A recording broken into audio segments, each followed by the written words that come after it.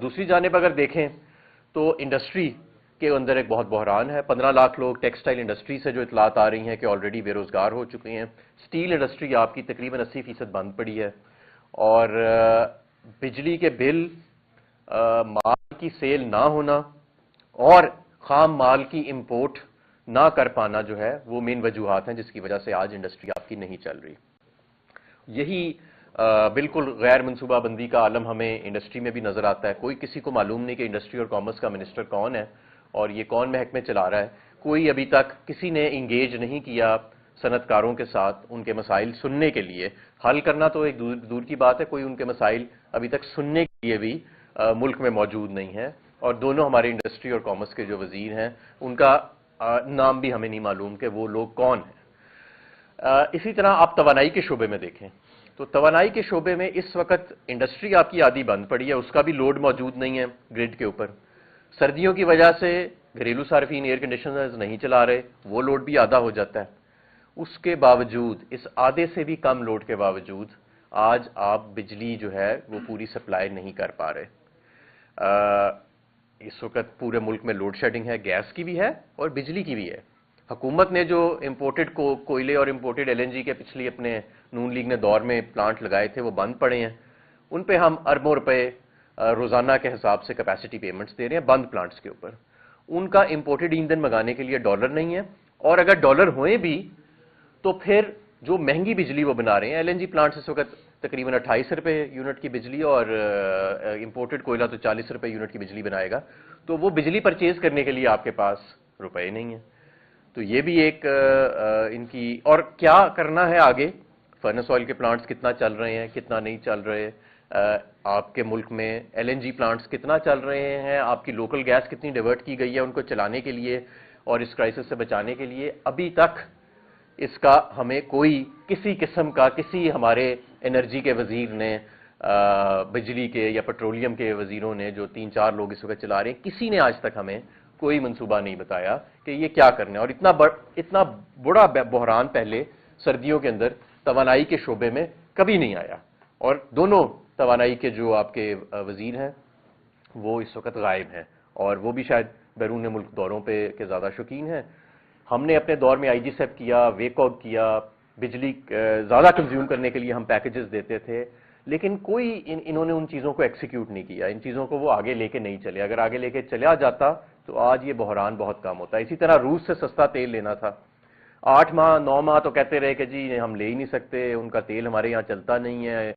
مفتاح صاحب کہتے تھے کہ امریکہ کی سینکشنز لگ جائیں گی. 8-9 ماہ بعد اب یاد آیا کہ تیل چل بھی سکتا ہے اور لینا بھی چاہیے تھا, لیکن وہ مہنگائی کی لہر آ گئی, ڈالر آپ کے ختم ہو گئے مہنگا تیل لے کے. میں آپ کو یہ بھی بتاؤں کہ مئی جون کے مہینے میں پی ڈی ایم حکومت نے ضرورت سے زیادہ مہنگے ترین ریٹوں پہ, کوئی $113 کے قریب پہ عالمی منڈی سے دبا کے تیل خریدا جو ان کی ضرورت سے زیادہ تھا. اور بہت زیادہ جو مہنگائی کی لہر ان مہینوں میں آئی, اس کی ایک وجہ یہ تھی کہ وہ جو انہوں نے غلط پرچیزز کی تھی.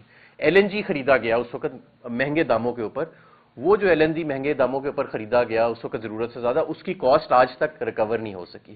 وہ بھی سرکولر ڈیٹ کے اندر وہ 4-5 کاغذ جو انہوں نے ضرورت سے زیادہ لیے وہ ایڈ ہو گئے, اور آج ان کے پاس ان کے دونوں پلانٹس بند پڑے ہیں. تو یہ ان کی منصوبہ سازی ہے اس وقت. تو یہ میں کہتا ہوں کہ یہ سیمی فنکشنل بھی نہیں, ایک نان فنکشنل رجیم ہے جو اس وقت چل رہی ہے. معیشت آپ کی بتدریج بگڑ رہی ہے, لوگوں کے اندر اتنی مایوسی ہے کہ جس کو ہم بیان نہیں کر سکتے. ہم سڑکوں پہ چل رہے ہوتے ہیں تو لوگ ہمیں روک روک کے, خاص طور پہ نوجوان ہمیں پوچھتے ہیں کہ اس ملک کا کیا مستقبل ہے, اور یہ جس طرح ان کو ہمارے اوپر مسلط کیا گیا. اب میں دوسری بات جو سب سے ضروری ہے کہ یہ جو آج کل ایک ڈنڈورا پیٹا جا رہا ہے کہ جی کیونکہ پی ڈی ایم حکومت سے معیشت تو چلی نہیں, اور نہ توانائی کا شعبہ چلا, نہ صنعت کا, ملک ہی نہیں چل رہا, تو اب کیوں نہ ہم ایک ٹیکنوکریٹک سیٹ اپ جو ہے اس کی طرف چلے جائیں, اور یہ فیلرز اور ٹیزرز جو ہیں وہ چھوڑے جا رہے ہیں. میں آپ کو یہ بتانا چاہتا ہوں کہ پی ڈی ایم حکومت کی ناکامی جمہوریت کی ناکامی نہیں ہے. یہ کوئی جمہوری سیٹ اپ نہیں ہے جو ہمارے اوپر مسلط کیا گیا ہے. یہ تو چند لوگوں کے تعلقات کی بنیاد پہ, چند لوگوں کی من پسند لوگوں کو ہمارے اوپر مسلط کیا گیا ایک سازش کے طور پہ کہ عمران خان کو اقتدار سے علیحدہ کیا جائے, وہ بہت مضبوط ہوتا جا رہا ہے. یہ جمہوری طریقے سے یہ لوگ ہمارے اوپر مسلط نہیں ہوئے, اور یہ کسی کو جواب دہ بھی نہیں ہے. جو جمہوری آدمی ہوتا ہے اس میں واپس پبلک کے پاس جانا ہوتا ہے جواب دہی کے لیے.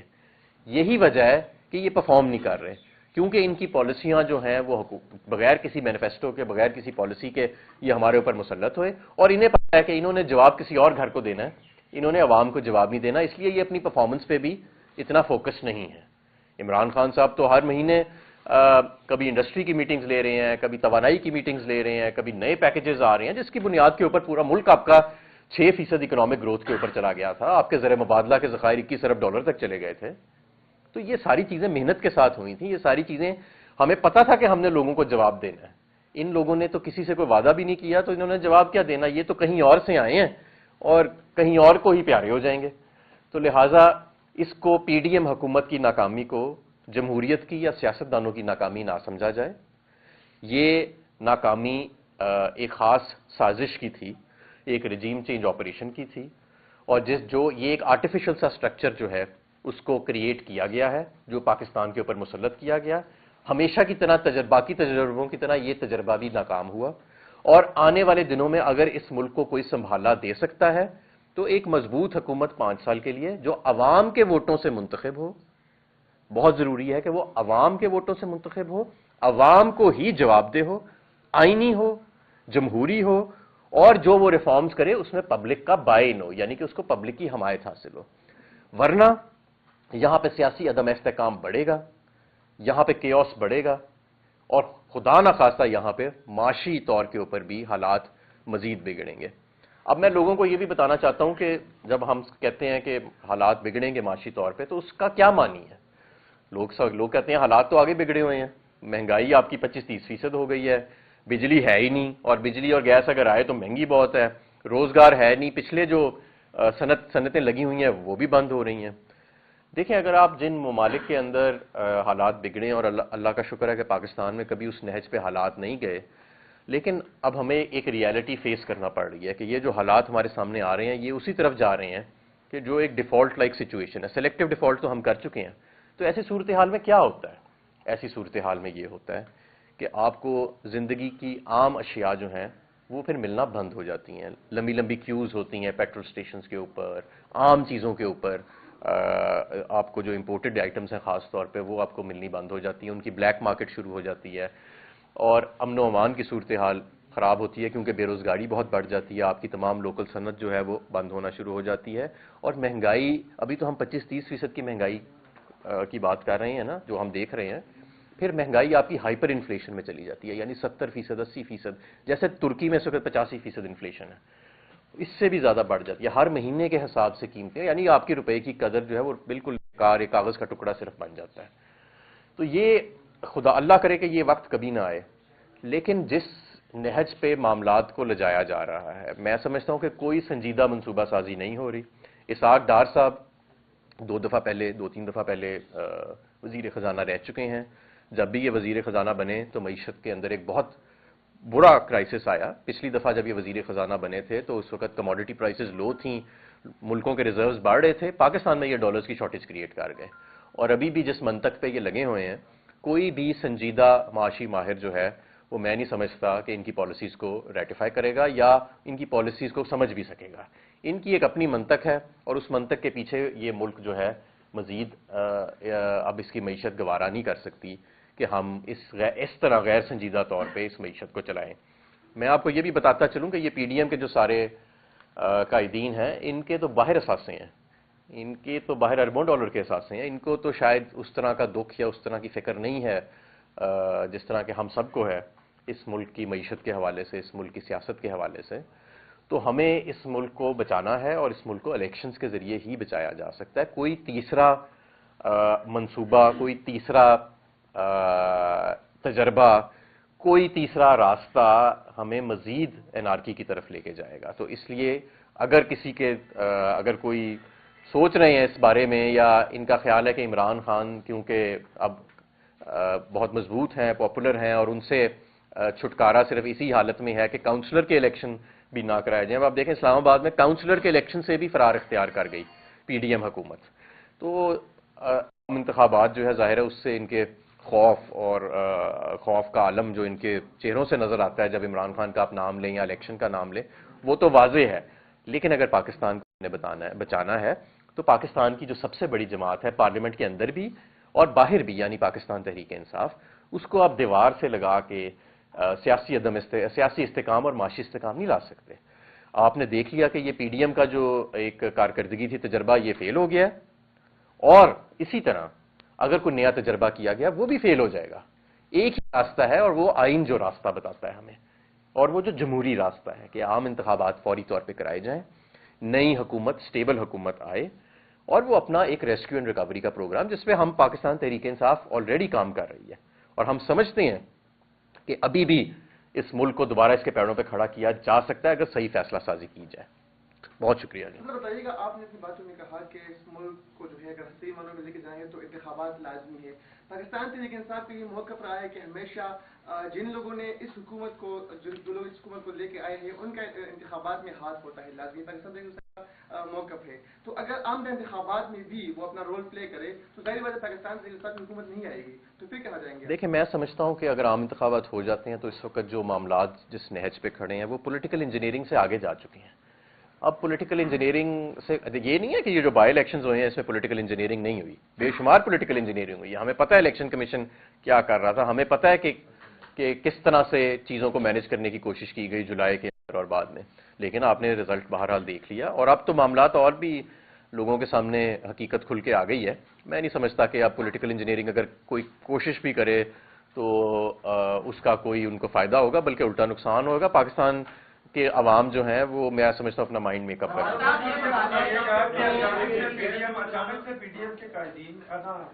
پی ٹی آئی کے قائدین نے اچانک سے یہ جو ٹیکنوکریٹ حکومت ہے اس کی بات کرنی شروع کر دی ہے۔ آپ لوگوں نے اسمیل کیا ہے یا آپ کو کانفیڈنس میں لینے کی کوشش کی گئی ہے؟ آپ کو کیسے پتہ چلا کہ جو پاورفل حلقے ہیں وہ کوئی ٹیکنوکریٹ گورنمنٹ لانا چاہ رہے ہیں؟ دیکھیں، ظاہر ہے کہ ہمارا تو کوئی رابطہ نہیں ہے ہم سے کسی سے، اور نہ ہی ایسی بیہودہ چیز کے بارے میں ہم سے کوئی کانفیڈنس میں لینے کی کوشش کی گئی ہے۔ لیکن البتہ یہ ضرور ہے کہ جو سازشیں ہو رہی ہیں پچھلے 8 ماہ سے 9 ماہ سے پاکستان کے اندر، اس سے ہم واقف ہیں، اور ہمیں یہ بھی معلوم ہے کہ عمران خان، بہرحال آپ سمجھ لیں کہ ضرور اللہ کرے ہمارا ہنچ ہی ہو، اور اللہ کرے اس کے اندر کوئی حقیقت نہ ہو، لیکن اگر اس کے اندر کوئی حقیقت ہے تو ہم اس کو پہلے ہی بتا دینا چاہتے ہیں کہ پاکستان کی عوام ایسا کوئی تجربہ، پاکستان کی عوام کو اقتدار سے دور رکھنے کے لیے اور پاکستان کی عوام کی پسند کو اور ان کے نمائندوں کو، چاہے جو بھی ہو، چاہے پاکستان تحریک انصاف ہو یا کوئی اور ہو، یہ جمہوریت معیشت خراب کر کے اس کو بنیاد بنا کے جمہوریت کو کسی کو ڈیریل نہیں کرنے ہم دیں گے انشاءاللہ۔ یہ بتائیے کہ آپ گزشتہ 6 ماہ کے گناہوں کی بات کر رہے ہیں کہ 6 ماہ میں جو کچھ ہوا، 8-9 ماہ میں 9 ماہ رکھ لیں، لیکن پچھلے جو 6 سال میں کیا آپ کا پروجیکٹ عمران خان صاحب والا لانچ کرنے یا ان کو اقتدار میں لانے کے لیے جو کچھ ہوتا رہا، اس کے لیے بھی کبھی کیا معافی مانگیں گے؟ اس پر بھی بات ہو سکتی ہے؟ بات کیا ہو سکتی ہے؟ دیکھیں، میں تو یہ سمجھتا ہوں کہ عمران خان صاحب کی جو 25-30 سال کی جد و جہد ہے وہ ایک مثالی ہے کسی بھی ملک کے لیے اور کسی بھی سیاسی رہنما کے لیے، کسی بھی تحریک کے لیے۔ عمران خان صاحب نے جس طرح سے اس ملک میں ایک تیسری جماعت کا قیام کیا، اور کیا کسی نے پروجیکٹ عمران کیا، یہ جو 30 اکتوبر کو 2011 کو میدان بھرے تھے، بار بار بھرے تھے مینار پاکستان کے، تو کیا کوئی سول کپڑوں میں لوگ لاکھوں کی تعداد میں آ رہے تھے؟ اور کیا جس طرح عمران خان صاحب جو ہے جدھر جاتے ہیں اور جس طرح سرویز ان کے حق میں ہمیشہ آئے، اور جو ہماری گورنمنٹ کی پرفارمنس رہی ہے معیشت کے اوپر اور دوسرے معاملات کے اوپر، وہ کوئی پروجیکٹ تو نہیں تھا نا۔ اگر پروجیکٹ ہوتا تو آج شاید عمران خان آج بھی اقتدار میں ہوتا۔ 2022 ختم ہونے والا ہے، اس سال کو آپ کیسے دیکھتے ہیں پاکستان تحریک انصاف کے لیے؟ اس میں آپ کو اقتدار سے بے دخل کیا گیا، لیکن اقتدار سے بے دخل ہونے کے بعد پاکستان تحریک انصاف نے جو مقبولیت حاصل کی، پھر عمران خان صاحب پر قاتلانہ حملہ بھی ہوا، اور اب جو صورتحال ہے، اس پورے سینیریو کو اس سال کو پاکستان تحریک انصاف کے لیے کیسے ڈیفائن؟ دیکھیں، پاکستان تحریک انصاف کے لیے یہ جد و جہد کا سال تھا، سخت جد و جہد کا۔ ہمارے اوپر بڑی سختیاں آئیں، ہمارے گھروں میں داخل ہوا گیا، چادر اور چار دیواری کو پامال کیا گیا، ہمارے سینئر رہنماؤں کو برہنہ کر کے مارا گیا، ان کے بچوں کے سامنے مارا گیا، ہمارے قائد کے اوپر قاتلانہ حملہ ہوا، ان کو گولیوں سے چھلی کیا گیا، اور ہمارے کارکنوں کو گولیوں سے چھلی کیا گیا، کچھ ہمارے کارکن اس دوران شہید بھی ہوئے۔ یہ سال دیکھیں مقبولیت ایک اپنی جگہ، لیکن میں سمجھتا ہوں پاکستان اس ایک سال میں جو یہ تجربہ ہوا ہے، پاکستان کئی دہائیاں پیچھے چلا گیا، اور یہ پاکستان کا تاریک ترین دور تھا۔ جس طرح یہاں پہ بنیادی حقوق کو منجمد کر کے ضبط کیا گیا، ایسا ماشاء اللہ کے ادوار میں بھی کبھی نہیں ہوا۔ اور میں سمجھتا ہوں کہ آپ صحافیوں کے سامنے آپ دیکھیں جس طرح صحافیوں کو ہراساں کیا گیا، ارشد شریف کو شہید کیا گیا اسی دور کے اندر، یہ ایک تاریخ ترین دور تھا۔ اور لیکن اس دور کے اندر اگر کوئی چھوٹی موٹی برائٹ سائڈ دیکھی جائے تو وہ یہ کہ لوگوں نے اصلیت دیکھ لی سب کی، اور لوگوں نے اب فیصلہ کر لیا ہے کہ اگر یہ ملک آگے جائے گا تو جمہوری طور طریقے سے جائے گا۔ اور اب تجربے اور پولیٹیکل انجینئرنگ اور یہ ابھی بڑی مایوسی ہے ویسے میں آپ کو یہ بتاؤں عام عوام میں، لیکن میں عام عوام کو یہ بتانا چاہتا ہوں کہ ہر رات کے بعد صبح طلوع ہوتی ہے، اور جتنا اس وقت تاریک اندھیرا ہے تو شاید قدرت کو یہ منظور تھا کہ ایک مرتبہ اتنی تاریکی آئے تاکہ پورا ملک ایک پیج پہ ہو جائے، اور پھر ایک الحمدللہ ہم متحد ہو کے ایک نئی صبح اور نئی طلوع صبح کی طرف ہم آگے بڑھیں۔ ڈاکٹر صاحب کے مطابق آپ کا جو طرز عمل ہے وہ غیر ذمہ دارانہ ہے، اور آپ نے سیاست بچانے کے لیے جو ہے بیانات سے ملک میں غیر یقینی کی صورتحال پیدا کر رہے ہیں۔ دیکھیں اسحاق ڈار صاحب پہلے تو جا کے بات کریں ان بین الاقوامی کریڈٹ ریٹنگ ایجنسیز سے، موڈی سے بات کریں، فچ سے بات کریں، اسٹینڈرڈ اینڈ پور سے بات کریں، جنہوں نے پاکستان تحریک انصاف حکومت کے جانے کے بعد پہلے تو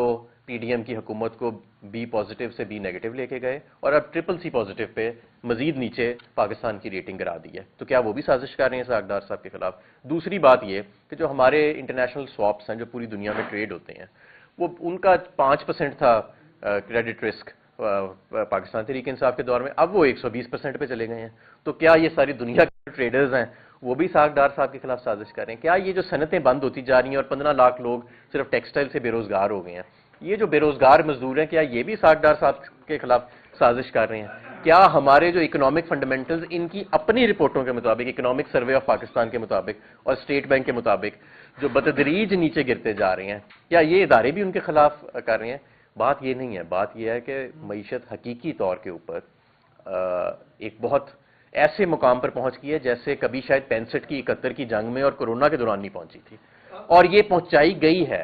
یہ صرف اور صرف مس مینجمنٹ تھی پاکستان پی ڈی ایم حکومت کی، اور میں آپ کو بے شمار بلنڈر گنوا سکتا ہوں کیسے یہ آئے 2 مہینے انہوں نے آئی ایم ایف سے پہلے بات چیت نہیں کی، فیصلہ نہیں کیا کہ جی ہم نے حکومت کرنی ہے کہ نہیں کی، ایک بچگانہ سے پہلے بجٹ پیش کیا، پھر اس کو واپس لے لیا، پھر ایک امپورٹ بین لگا دیا لگژری آئٹمز کے اوپر، اس سے مارکیٹ میں ایک علیحدہ پینک آ گیا، پھر کہا کہ جی قطر سے اربوں ڈالر آ رہے ہیں، وہ ڈالر نہیں آئے، پھر کہا سعودی سے پیسے آ رہے ہیں، وہ پیسے نہیں آئے، اور پھر اس کے بعد جو ڈالر کے اندر وولٹیلیٹی لائے کہ کبھی 250 پہ لے کے جا رہے ہیں، پھر وزیر خزانہ بدل رہا ہے، وہ کہہ رہا ہے 190 پہ لا رہے ہیں۔ آپ کے سرمایہ کاروں نے اور آپ کے صنعت نے ساری امپورٹس روک لیں کہ پتہ نہیں جب ہمارا مال آئے گا تو وہ ڈالرز کدھر جائیں گے۔ پھر آپ نے کیپٹل کنٹرول، مطلب ایک کتاب لکھی جا سکتی ہے کہ 8 ماہ کے اندر کس طرح اس معیشت کو تباہ کیا گیا، اور یہ کسی قدرتی عمل سے نہیں، یہ مین میڈ طریقے سے، یہ مین میڈ۔ دو منسٹر ایک مختلف ایک اسحاق ڈار، دونوں میں سے بہتر کارکردگی کس کی تھی آپ سمجھتے ہیں؟ وہ نہیں، دونوں کی کیا کارکردگی ہونی ہے، دونوں بالکل ایک نیلے کے اوپر دیلا تھے اور مکھی پہ مکھی مار رہے ہیں۔ مفتاح صاحب جو تھے وہ میں سمجھتا ہوں وہ بھی غیر سنجیدہ تھے، اور ان کے وہ نہ وہ پریشر لے سکتے تھے نہ فیصلہ سازی کر سکتے تھے، اور اسحاق ڈار صاحب کی جو منطق ہے وہ تو دنیا کا کوئی اکانومسٹ نہیں مانتا، وہ تو بار بار پاکستان کی معیشت کو تباہ کر چکے ہیں۔ جی صاحب یہ بتائیے گا کہ یہ گزشتہ 8 ماہ نکال کر خیبر پختونخوا کے اندر جو ہے وہ کیوں تاریخی ترقی نہیں لا سکی پاکستان تحریک انصاف؟ میں سمجھتا ہوں بہترین ترقی ہے خیبر پختونخوا۔ آج جو اے این پی کے دور سے آپ کمپیئر کریں اور آپ کمپیئر کریں، خیبر پختونخوا میں زمین آسمان کا فرق ہے۔ آپ 2018 میں جب آپ آئے، خان صاحب بشمول خان صاحب نے کہا کہ ہم نے ہوم ورک نہیں کیا تھا، اب کی بار آپ لوگ بہت زیادہ موٹیویٹڈ دکھائی دے رہے ہیں۔ اگر آپ دوبارہ آتے ہیں انتخابات کے بعد، عوام آپ کو لے کر آتی ہے، تو کیا روڈ میپ ہے، کیا آپ لوگ؟ دیکھیں ہمارے پاس ایک ایسی ہماری جتنی بھی ٹیم ہے وہ ایک سیزن ٹیم ہے جنہوں نے تمام وزارتیں دیکھی بھی ہیں اور ان میں ڈیلیور بھی کیا ہے، اور آپ کو پتا ہے کہ پاکستان کے اندر جو آپٹمزم تھا مارچ تک، اور جو ایک معیشت کے اندر وائبرنس تھی، وہ پہلے کبھی نہیں تھی۔ تو یہ ساری دن رات ہمارے بہترین منصوبے، ہم نے 2018 کی معیشت کو اٹھایا، ہم نے کووڈ کے دوران معیشت کو اٹھایا، ہم نے ایک سسٹینیبل گروتھ پاتھ کے اوپر معیشت کو ڈالا، مختلف شعبوں کے اندر ہم نے سکسیسفلی نیویگیٹ کیا مشکل حالات کے اندر۔ تو ہماری ٹیم ہے وہ الحمدللہ اس قابل بھی ہے، اور وہ اس کے پاس تجربہ بھی ہے کہ ظاہر ہے دیکھیں یہ ایک دم نہیں ہوئے گا، اس کے لیے دن رات محنت کرنی پڑے گی، فیصلے کرنے پڑیں گے، اور یہ ایک مشکل عمل سے ہمیں گزرنا پڑے گا، لیکن یہ وہ عمل ہے جو آپ عوام کی حمایت کے بغیر اب اس ملک کو اس کے پیروں پہ کھڑا نہیں کر سکتے۔ بہت شکریہ۔